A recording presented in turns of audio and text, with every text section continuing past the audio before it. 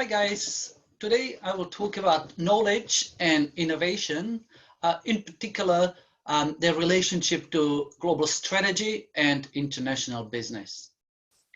Let's start with an example of a company that was seen as quite innovative and successful internationally, the Blackberry brand of smartphones that kind of started a smartphone revolution, and how perhaps it did not deliver entirely in terms of its innovation strategy.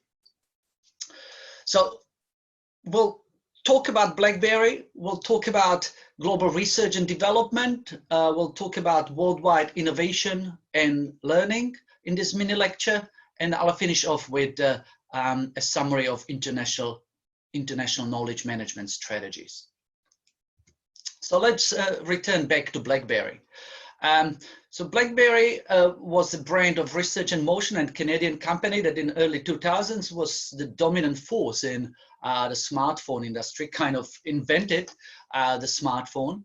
But then towards the mid 2000s, in particular with the emergence of Apple and Samsung as core competitors, did not keep up.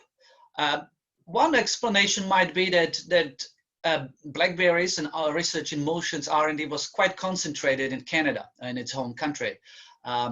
Pretty much all of its 2000 R&D stuff in 2008, just at the time that iPhone started to emerge, the Blackberry's and RIM's R&D stuff was concentrated just in one country. While some of the competitors in Motorola at the time was quite a successful company in the smartphone industry, had quite a lot of R&D stuff abroad. And you could argue that companies such as Apple, with the R&D also concentrated, but concentrated in perhaps a region in the Silicon Valley where there was higher quality talent, arguably. So there were perhaps a number of reasons for the fall of research in motion.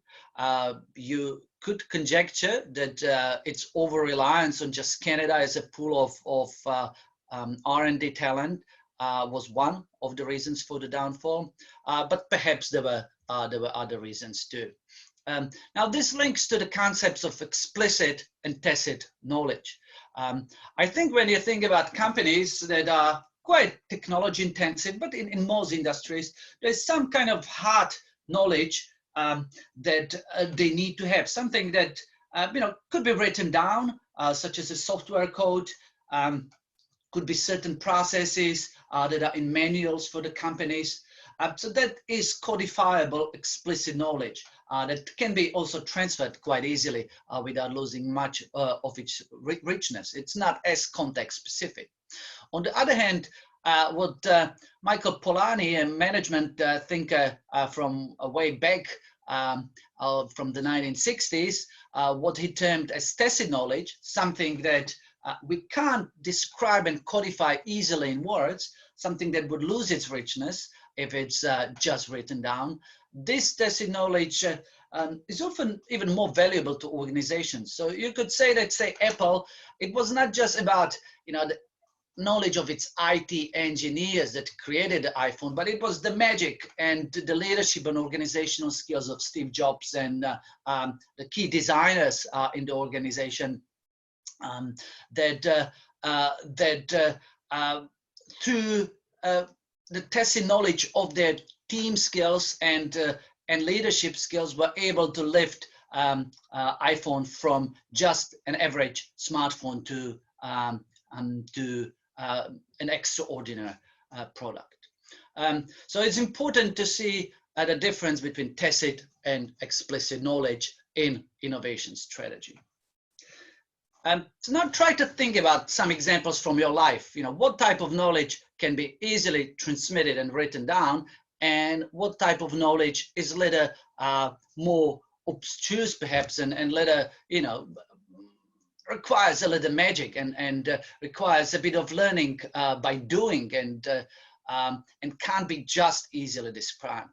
So take a moment, reflect obviously say here in this lecture, there's something that I am telling you, there's things written down in terms of content of the slides, but then there's also, say, the tone of my voice or the way I present, things that I had to develop and practice in order to actually have the knowledge of how to present well, if I do present well, of course.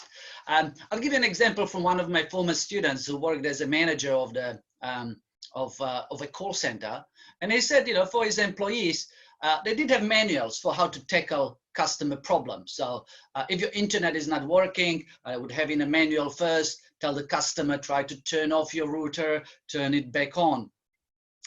Then, I don't know, they tell them to clear the cache or clear the cookies or whatever the instructions were. So there were things that were written down, but sometimes if a customer was a difficult one, either stressed or just calling, I don't know, just before dinner, wanting to have a problem solved quickly, then you had to actually have skills in conflict management, in emotional control, and how to handle a difficult customer was something that, according to my former student, he couldn't just teach his staff through writing a manual, but they had to practice it. They had to learn it by doing, perhaps through training and through their real life experience of handling some of these difficult customers. So that's the difference between an explicit aspect of knowledge, something that you can write down, and tacit, something that you learn more by doing and is not that easily codifiable. Now let's look at global innovation strategies. So kind of the traditional approaches, the Center for Global Innovation System and Local for Local Innovation System. The Center for Global Innovation System is linked to the global strategy, centralized in headquarters. You have a large R&D team in your home country, traditionally create an innovative product and then market it worldwide. Viagra, for example, Pfizer's drug, was developed that way and then sold all around the world. On the other hand, the local for local system is more geared towards the multinational, or sometimes called multi-domestic strategy, where you really decentralize, devolve the sensing of opportunities and innovative development activities. You decentralize them to foreign subsidiaries, and then if they sense in India or in Brazil an opportunity to create a product that is different than what the European or Australian or American headquarters would think about, they have the power to develop that new product and launch it for the local market. So that's largely linked to what's called multinational, multi-domestic strategy. Now, there's two variations on these and kind of perhaps a bit newer developments. So you can sometimes have that opportunity initially sensed in a foreign market, say with one of Nokia's phones. They initially sensed the opportunity in India. They collaborated with the headquarters and other subsidiaries to launch that product in India, but realized that that product is actually sellable in other countries around the world. So while there's local involvement in initial sensing and perhaps development of an innovative product, you then don't just sell it in that local market, but see whether there's an opportunity for regional or global sales. Now that takes us to perhaps the most sophisticated system of innovation, globally linked innovation. So that links largely to Christopher Bartlett's idea of transnational strategy, Bartlett and Ghosh's idea of transnational strategy. Here, you don't centralize innovation. You don't decentralize it just to subsidiaries without much coordination with the headquarters, but you have actually number of, you could say, centers of excellence or number of hubs of innovation worldwide, and there's quite a lot of cooperation in jointly developing an innovative product or service for a number of markets. An example is Procter & Gamble's liquid laundry detergent that required capabilities and innovative input from a number of regions, Europe, Japan, and the US, and then was sold in a number of countries as well. So to sum up, innovation strategy is linked to a broader strategy. You could look at particular elements of innovation strategy, such as role of foreign subsidiaries in innovation, flow of knowledge, development and diffusion of knowledge, and interdependence in innovation, and link them to particular labels in global and international strategies, such as international, multinational, global, and transnational strategies. And then you would see kind of nuanced differences. So say that perhaps most evolved transnational strategy has very high interdependence. So that creates potentially some risks as well. Say Japanese, European, American R&D hubs need to talk to each other. There could be time zone difference problems. There would need to be perhaps, higher travel budget. So it would be more complex innovation system, but perhaps, with potentially better results. For that type of strategy, the flow of knowledge would be extensive in all directions. If you look at, say, flow of knowledge for the multinational strategy, it's not very high because the innovation is sensed and developed in the local subsidiary and exploited for local opportunities rather than kind of moved around the whole group. If you look at the role of foreign subsidiaries, say in the global strategy, where I mentioned the example of Pfizer, the role of subsidiaries would be just implementing the company initiatives rather than sensing opportunities or having some sort of a center of excellence, differentiated contribution as in transnational. And in terms of development and diffusion of knowledge, say with transnational, it's done all together, kind of shared, pooled. For multinational strategy, it would be mostly retained in the subsidiary. And for the global strategy, the knowledge would be developed in the center.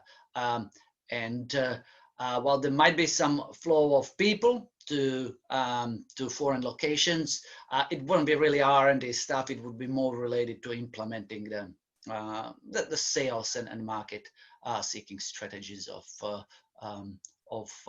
these global oriented companies. So that was the summary. If you are interested in delving deeper into these topics, you can have a look at my free ebook, International Business and Global Strategy, published by bookboon.com, or a more focused global strategy textbook, which has some good coverage of global innovation. And if you're interested in the context of the Asia Pacific region, a lot of interesting developments there related to international innovation strategy, you could also consult this Cambridge University Press textbook. Thank you for your attention.